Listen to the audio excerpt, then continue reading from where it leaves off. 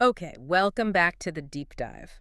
Today, we are jumping into a really critical topic, especially if you're deep in revision mode right now. Absolutely. We've got this stack of high-yield MSRA notes you've shared, and we're going to crack them open. That's right. Pediatric hypertension. It's one of those areas that's just incredibly important to get your head around, Right. not least because, well, it's often silent, isn't it? But it has serious long-term consequences. Hmm. So our mission in this deep dive is basically to go through these notes, section by section, and pull out the absolute core high-yield stuff you need for revision. Think of this as a focused guide, yeah. Straight through the most important points in your source material. We're cutting out the noise. Exactly. Clarity and recall. Okay, let's unpack this then, starting with the very basics. Yeah. What is pediatric hypertension, according to these notes? And maybe just as important, how do we actually measure it properly? Okay.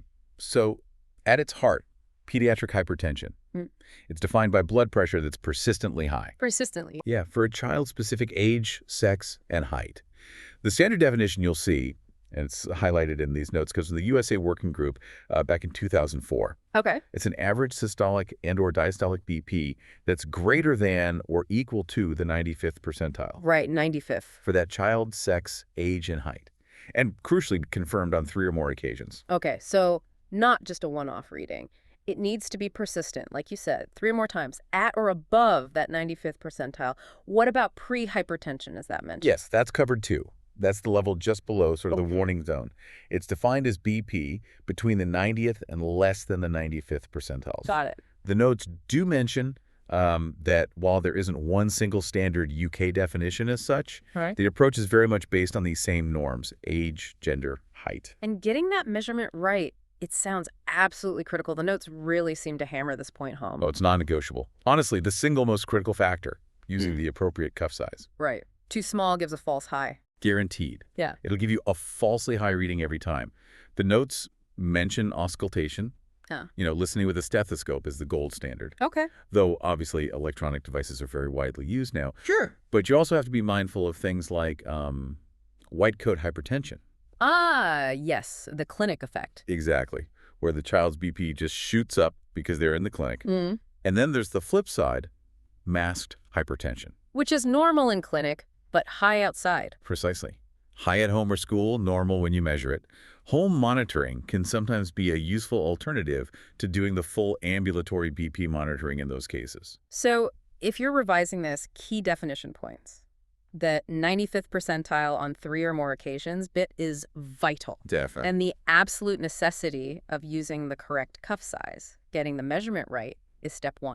Those are absolutely facts to lock into memory. High yield for sure. All right, so we know what it is, how to measure it. The next logical question is, why does it happen? Is it the same sort of reasons we see high blood pressure in adults, often lifestyle related? That's actually a really key difference the notes point out. In children, hypertension is, well, overwhelmingly secondary, Secondary. meaning I bet. it's caused by an underlying medical condition. It's not usually just lifestyle factors on their own, especially in younger kids. This is the case in up to 85% of affected children. Wow, up to 85%. That's huge. That's very different from adults. It is. Primary hypertension, where there's no obvious cause, that becomes a bit more common as kids get older into adolescence. More like the adult pattern then. Okay, so if it's secondary in such a huge proportion, what are these underlying conditions? What do the notes list as the main culprits? Right. The notes are very clear on this. Renal issues are the most common cause. Number 1. Kidney problems. Yes. That could be problems with the kidney tissue itself, that's parenchymal disease, or issues with the blood vessels supplying the kidneys, like renal vascular disease. So kidney problems first. What else is on the list? You also see heart abnormalities mentioned. Coarctation of the aorta is a big one, that narrowing of the main artery leaving the heart. Oh. Hormonal disorders are significant too, things like Cushing's syndrome, maybe hyperthyroidism, or congenital adrenal hyperplasia. Endocrine causes. Exactly. Then there are medications or substances, things like amphetamines, cocaine, steroids, even excessive caffeine or some decongestants can do it. Right, external factors. Yeah.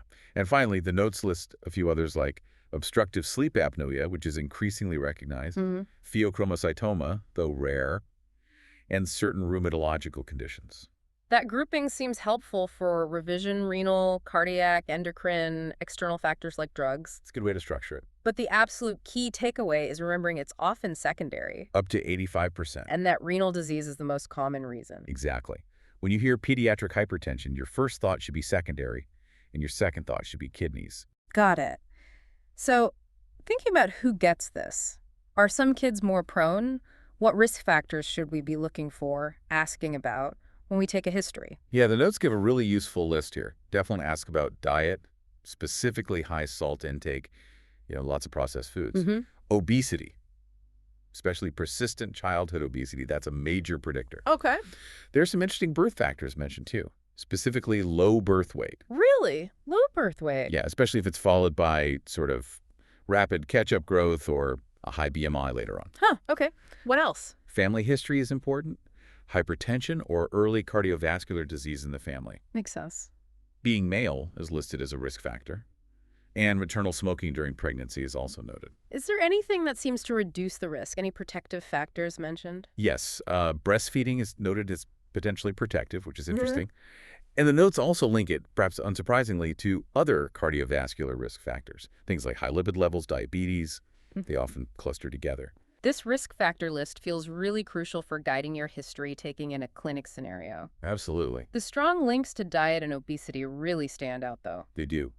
And they point towards important areas for potential intervention later on. So just briefly touching on the pathophysiology, the notes mention how the blood pressure actually gets high. What mechanisms are listed there? Yeah, the notes keep this fairly high level, Yeah. as you'd expect for revision. They mention mechanisms like increased vascular resistance, so blood vessels tightening up, Right. renal dysfunction, the kidneys not handling salt and water properly or regulating pressure well, hormonal imbalances like maybe excess adrenal hormones, and underlying genetic factors playing a role too. Okay. Fairly standard mechanisms then. Now, thinking about differential diagnosis, if a child presents with a high BP reading, what else could be going on, according to the notes, besides true primary or secondary hypertension? Right, you always need to consider other possibilities, things that might give you that high reading or specific underlying causes you need to rule out. Such as? Well, white coat hypertension, which we mentioned, just anxiety in the clinic setting. Okay. Masked hypertension is also technically a differential to consider, high outside, normal in clinic. Right. And then specific conditions that present with high BP but are distinct causes themselves, like renal artery stenosis. Narrowing of the kidney artery. Exactly. Or pheochromocytoma, that rare hormone-releasing tumor. These are possibilities to keep in mind or actively rule out. Okay. Shifting gears a bit to epidemiology, how common is this actually in the UK? And who tends to be affected? The notes estimate the UK prevalence at around 2 to 5% of children. 2 to 5%. Yeah. And importantly, that percentage tends to increase with age. And there's a very strong link noted, again, to childhood obesity. The obesity link keeps coming up. It really does. The notes provide some U.S. figures just for context, around 3.6% hypertension, 3.4% pre-hypertension in kids aged 3-18. And they give some pretty striking figures for obese U.S. adolescents. Over 30% of boys and maybe 30% of girls in that group had hypertension. Really highlights the impact of obesity. Here's where it gets quite concerning, though. It does. Because the notes make this absolutely crucial point. Organ damage isn't just some far-off adult complication. No, it's already being observed in children with hypertension. What kind of damage? Things like thickening of the heart muscle, left ventricular hypertrophy, changes in the carotid artery walls, damage to the retina in the eye, and even potential cognitive issues mentioned. Wow. Organ damage happening in childhood. That's a really powerful point. It really underscores why finding this and managing it early is just so vital. Yeah. The notes also state pretty clearly that it's likely to persist into adulthood unless you find an underlying treatable cause and manage it effectively. So for many, it's not just a temporary childhood thing. So key epidemiological memory tips here. That 2-5% UK prevalence, the huge link to obesity. Definitely remember the obesity link. And the absolutely critical fact that organ damage can happen now while the child is still growing. That really changes the urgency, doesn't it? It fundamentally changes how you should view the condition. It's not benign. Okay, let's talk clinical presentation. What does a child with hypertension actually look like or feel like? Is it something parents or doctors would easily spot? Well, this is another key point from the notes. Often, the symptoms are absent or completely nonspecific. Silent again. Exactly. which is precisely why regular BP measurement, especially during checkups or if risk factors are present, is so vital. You can't rely on symptoms. But if symptoms do appear, what might they be? Usually that's in more severe cases. And they can include things like headache, perhaps dizziness, blurred vision, fatigue, or maybe nosebleeds. But again, often nothing. So history taking is absolutely essential, even if the child seems perfectly fine. Absolutely critical. The notes really guide a comprehensive history here. You need to ask about their past medical history. Think about birth details, growth patterns, any previous illnesses. Medication history is vital. Not just prescriptions, but supplements, over-the-counter stuff, and especially in adolescents, illicit substances. Right. Sleep history is relevant. Remember that link with obstructive sleep apnea? Detailed family history, obviously, given the genetic links and clustering of risk factors. You'd also cover other general cardiovascular risk factors, smoking exposure, diet, activity levels. Okay. And then do a proper systems inquiry, looking for clues about those underlying secondary causes we talked about, and specifically ask about any symptoms suggesting high DP or even a hypertensive emergency. And on physical examination, the notes say it's usually normal, but there are definitely key things to do and look for. That's right. You start with a general assessment, look at their overall health, nutrition, measure height and weight, calculate BMI, all important metrics. Standard checks. Then, the blood pressure measurement itself. Check their pulse first, make sure they're positioned correctly seated usually, or supine for infants. Use that appropriately sized cuff. The cuff size again. Always. And crucially, measure the blood pressure in both arms. Both arms. Why is that so important? Is that for the coarctation check? Exactly. A significant difference in pressure between the arms is a major red flag for something like coarctation of the aorta, where the narrowing could affect flow to one arm more than the other, or to the legs. Okay, so measure both arms. What else on exam? You do a cardiovascular exam, listen to the heart sounds, feel for the apex beat, check for murmurs, and always check lower limb pulses, femoral pulses especially. Also for coarctation. Yes. Diminished or delayed pulses in the legs compared to the arms' radiofemoral delay is another classic sign pointing towards coarctation. And the notes list some specific, maybe rarer physical signs that could be really important clues to underlying conditions. What should we actively look for on exam? Yeah, these are great memory hooks for potential exam questions or scenarios. Look for things like cafe au lait spots on the skin. Coffee-colored patches. Exactly. They can be linked with neurofibromatosis type 1, which itself has associations, sometimes with things like pheochromocytoma. Feel the abdomen carefully for any mass, which might suggest a Wilms tumor. Or listen over the abdomen for a bruit, a whooshing sound, which could indicate renal artery stenosis or other aortic issues. Right. Look for signs of virilization in a female child development of male characteristics that points towards congenital adrenal hyperplasia. Skin signs like acne, hirsutism, excess hair, central obesity, purple stretch marks, or striae. Those might suggest Cushing's syndrome. Cushingoid features. Yes.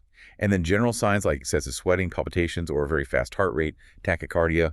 That could be clues to drug effects, maybe illicit substances, thyroid problems, or again, pheochromocytoma. So memory tip for presentation, remember it's often asymptomatic, super important. For history, have those key areas down past history, meds, sleep, family, risk factors, systems review. For the exam, definitely remember checking both arms and lower limb pulses and link those specific physical signs, the cafe au lait spots, the abdominal mass or bruit, the Cushingoid features to their potential underlying causes. You've absolutely nailed the high yield points for this whole presentation section there. Okay, great. So we've got a child with a high reading. We've done our detailed history, careful exam. What are the investigations the notes recommend? How do we figure out why this is happening and if it's caused any damage yet? Well, the first investigation is always rechecking that blood pressure properly. Right, confirm it first. Confirm it, ensuring you're using the right cuff, the right technique. The notes actually specify using the fourth carot cough sound for diastolic BP in younger children, maybe the fifth in adolescents, and comparing it to those specific age, sex, and height norms. Okay. And remember that point. Younger children, especially those with severe hypertension, are much more likely to have a secondary cause. That really guides how extensive your investigation needs to be initially. Makes sense. What are the main goals of running these tests then? The goals are basically threefold. 1, seek the underlying cause. 2, assess for any co-occurring conditions or comorbidities. And 3, detect any existing target organ damage. Cause comorbidity damage. Okay. So what are the basic screening tests listed for that? The notes list a few essentials to start with. Urine analysis looking for protein, albumin, blood, signs of infection. Urinalysis first. Yes. Then UNEs and creatinine. Yeah. That assesses kidney function. And critically, the notes point out to look at the potassium. Low potassium, hypokalemia, can point towards hyperaldosteronism. Ah, okay. Specific clue there. Definitely. A full blood count, FBC, can pick up anemia, which might be linked to chronic kidney disease. And a renal ultrasound is usually recommended pretty early on, just to check the structure, the morphology of the kidneys, and the urinary tract. Okay, those are the basics. What about tests for comorbidities? Well, a drug screen might be relevant, particularly in adolescence. Sure. Fasting lipids and glucose levels, checking for dyslipidemia, diabetes, those common associated risks. Right. And sometimes polysomnography, the sleep study, if you strongly suspect obstructive sleep apnea based on the history. And then looking for that organ damage you mentioned earlier, what tests for that? For that, the notes suggest an ECG, looking at the heart's electrical activity, and an echocardiogram. A heart ultrasound. Yes, to look directly at the heart's size, structure, and function. Specifically, looking for that left ventricular hypertrophy, the thickened muscle, Okay. and a retinal examination, looking at the blood vessels in the back of the eye for hypertensive changes. So ECG, echo, eyes, makes sense. And the notes also list additional, more specialized tests you might do depending on what you suspect after this initial workup. Exactly. These aren't done on everyone, but based on clues. So if you suspect ongoing kidney disease, maybe a 24-hour urine collection for protein, creatinine, and calculating creatinine clearance gives a much better picture of kidney function. More detail than the spot test. Yes. Advanced imaging comes in if you suspect vascular problems. Okay. Things like an MRI angiogram, Doppler ultrasound of the renal arteries, CT scan, or even arteriography in some cases, looking for renal artery stenosis or coarctation. Right. Ambulatory BP, monitoring the 24-hour monitors, that's key for properly diagnosing white coat or masked hypertension. TFTs, thyroid function tests if thyroid issues are suspected. Plasma aldosterone levels if you suspect hyperaldosteronism, perhaps prompted by that low potassium. And plasma or urine catecholamines, or their metabolites like VMA, if you're thinking about pheochromocytoma or maybe neuroblastoma. And the notes specifically call out checking plasma renin levels. What do those tell you? Why is that useful? Ah, yes, renin. This is a really useful test for differentiating causes. So high plasma renin levels often mean the kidneys are sensing low blood flow, Okay. which happens in conditions like renal vascular hypertension, maybe from renal artery stenosis, or coarctation affecting kidney perfusion. The kidneys release more renin, trying to boost the pressure. Right. Makes sense. On the other hand, very low renin levels suggest the body is actively suppressing renin production. This typically happens in conditions like hyperaldosteronism, where you've got too much aldosterone, the salt-retaining hormone, being produced independently of renin. The body tries to shut renin down. That's a fantastic distinction. High renin suggests renal vascular cause.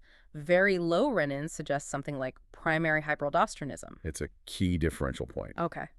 So memory tip for investigations.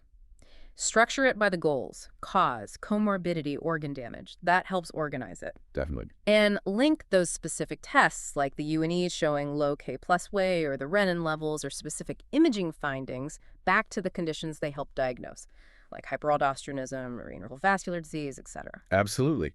That structure should make recalling the right investigations in a scenario much, much easier. Okay, brilliant. We've diagnosed the hypertension, hopefully investigated and found a cause, or determined its primary. How do the notes say we should manage pediatric hypertension? What's the approach? Right. Management. It always starts with lifestyle modification. That's the foundation, regardless of the cause. Lifestyle first. Yes. So encouraging weight control, regular physical exercise, and adopting a low-sodium diet. Reducing processed food intake. Yeah. It also includes discouraging smoking and alcohol use, particularly important as kids get into adolescence. The notes stress assessing and modifying all cardiovascular risk factors. So a holistic approach. Very much so. Yeah. Ultimately, prevention through healthy lifestyle choices and tackling childhood obesity early is key. When do you start thinking about medication then? When do drugs come into play? Medication is generally considered if the hypertension is symptomatic, or if there's an identified secondary cause that isn't going to resolve quickly on its own. Okay. Also, if there's already evidence of target organ damage like that LVH on echo, if the child also has diabetes, or simply if the hypertension stays significantly high despite trying those non-pharmacological lifestyle measures for a reasonable period. Right, if lifestyle isn't enough. What are the suitable drug classes mentioned in the notes? What can we use? The notes list several common classes. ACE inhibitors are mentioned, alpha blockers, beta blockers, calcium channel blockers, and thiazide diuretics. Standard antihypertensives. Pretty much, yeah. They do note that while ARBs, angiotensin receptor blockers, exist and are used in adults, there's maybe limited specific data on their use in children compared to the others. Okay. Diuretics and beta blockers are mentioned as having a longer history of use and established safety and efficacy profiles in kids. Good to know. And for very difficult to control or refractory hypertension, the drug minoxidil is mentioned as a possibility. Okay. Now, the notes also have a specific, quite detailed section on hypertensive crisis. This sounds like an emergency and probably high yield. It absolutely is an emergency, and yes, definitely high yield for revision. A hypertensive crisis is basically severely elevated blood pressure that's causing acute target organ damage. What triggers it? It can be triggered by an underlying acute illness, maybe noncompliance with medication, certain drugs, or even psychogenic factors. And what does it look like? What are the features? Features can include things like cerebral edema, presenting as confusion or seizures, acute heart failure, pulmonary edema, or acute kidney injury. Really serious stuff. How might the child present symptom-wise? Does it differ by age? Yes, the presentation can differ. Younger children might just be very irritable, have poor feeding, maybe fail to thrive, or present with seizures. Okay. Older children are more likely to complain of things like severe headache, vomiting, dizziness, visual changes, maybe chest pain. And getting an accurate BP reading is key, even if the child is, say, having a seizure. Critically important, yes. Especially if the child doesn't have a known seizure disorder like epilepsy. The seizure could be because of the hypertensive encephalopathy. Right. And the initial treatment approach is different. You mentioned IV agents. Yes, completely different. In a crisis, you must use intravenous, IV, antihypertensive agents. Oral meds aren't appropriate for the initial urgent lowering. And the notes make a specific point about anticonvulsants here, don't they? They do. It's explicitly stated and important to remember. Anticonvulsants do not treat the underlying cause of the seizures in this context. The cause is the extremely high blood pressure affecting the brain. You need to lower the pressure. Okay, so treat the BP first. What 5E drugs are listed as options? The notes mention several possibilities. Nifedipine, labetalol, sodium nitroprusside, or newer rapid-acting IV agents like clevidipine might be used. And the goal for lowering the pressure in a crisis? Should we bring it down really fast? No, absolutely not. This is another crucial point for memory. The goal is to decrease the blood pressure towards normal, but gradually. Gradually. How gradually? Typically, the aim is over about 48 hours, maybe a bit faster initially, but certainly not dropping it rapidly. Why not? Because lowering the pressure too quickly, especially in someone whose body has adapted to being hypertensive, can lead to organ underperfusion, particularly the brain, and actually make things worse, cause ischemic injury. Right. So slow and steady with close monitoring, usually in an intensive care setting. Okay, wow. So for management, first line is always lifestyle changes. Think about meds if it's symptomatic, secondary organ damage, diabetes, or lifestyle fails. And especially for hypertensive crisis. It's an emergency. Use IV meds. Anticonvulsants won't fix the BP-related seizure issue, and lower the pressure slowly, typically over 48 hours. Those are the critical crisis points. You got it. Those management principles, particularly the crisis ones, are definitely high yield. Finally, let's look at prognosis and complications. What's the long-term outlook for these children, and what are the real risks if this isn't well controlled? Well, the prognosis really depends quite heavily on the underlying cause. Right. Secondary versus primary. Exactly. If you can find and effectively treat a specific secondary cause, like surgically correcting coarctation, the outlook can be much better than if it's primary hypertension, or if there's already irreversible organ damage, like chronic kidney disease. Makes sense. A key fact the notes emphasize is that poorly controlled high blood pressure, starting in childhood, is a major long-term risk factor for serious cardiovascular events, like stroke and coronary heart disease later in life. And you mentioned before that hypertensive children often become hypertensive adults. Yes, the notes definitely reinforce this point. It tends to track into adulthood. Interestingly, they note there's no direct long-term data specifically linking childhood hypertension alone to later CVD risk as measured during childhood. It's a slightly nuanced point. Hup. But the strong implication is that early uncontrolled hypertension does significantly increase the risk of early morbidity or mortality down the line. And the fact we already see evidence of end-organ damage in childhood with uncontrolled BP is a very strong indicator of future problems. Right, that organ damage point again. So what are the specific complications listed in the notes if it's untreated or poorly managed? What organs are most at risk? The notes list the key areas of potential damage. Damage to the heart that LVH, potentially leading to heart failure later, damage to the kidneys, potentially progressing to chronic kidney disease, damage to blood vessels, generally vascular damage, increased risk of stroke, both now and later, damage to the eyes, retinopathy, which can affect vision. Potential long-term cognitive impairments are also mentioned, and overall, significantly increased risk of cardiovascular disease in adulthood. So it's a multi-system impact. Absolutely. The notes really emphasize that regular monitoring and appropriate management are just essential to prevent these serious long-term issues. Okay. So the memory tip for prognosis and complications. Focus on that long-term trajectory, often becoming hypertensive adults. And remember the clear list of organs at risk, both now with potential early damage and later with major cardiovascular events like stroke and heart disease. Keeping those potential long-term consequences firmly in mind really underscores the importance of the whole topic, doesn't it? It really does. So what does this all mean then when we pull it all together from these notes? What's the final takeaway? I think it means that pediatric hypertension, while often silent and maybe seemingly less common than in adults, carries really significant potential for serious long-term health problems, including that organ damage that can actually start during childhood. This makes identifying it accurately, using the right percentiles, the right cuff size, and managing it early, absolutely critical.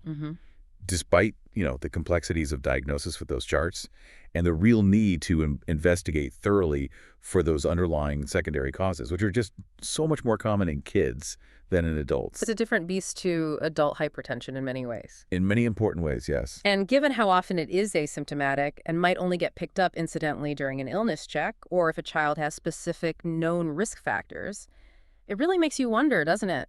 How could we potentially improve detection rates more broadly in childhood? Are we checking BP often enough or systematically enough? What are the challenges there? That's definitely something to think about. That's a vital question for preventative health and healthcare systems, absolutely. Food for thought. Well, we have covered a huge amount of ground today, really gone deep into these high-yield MSRA notes on pediatric hypertension. We genuinely hope this focused run-through has helped clarify things and maybe solidify some of those key facts you need for your revision. Absolutely. Understanding these core concepts, the definitions, the causes, the management principles, it isn't just about passing an exam. It's really about being prepared to identify and help manage a condition that can significantly impact a child's future health trajectory. Well said. Thank you so much for sharing your notes with us, letting us take this deep dive together into your source material. Keep up the great work with your revision. Keep reviewing. Keep practicing. Definitely. And remember, for more resources to help you prepare for the MSRA, you can check out pastthemsra.com. And also freemsra.com for additional help. We look forward to the next deep dive with you.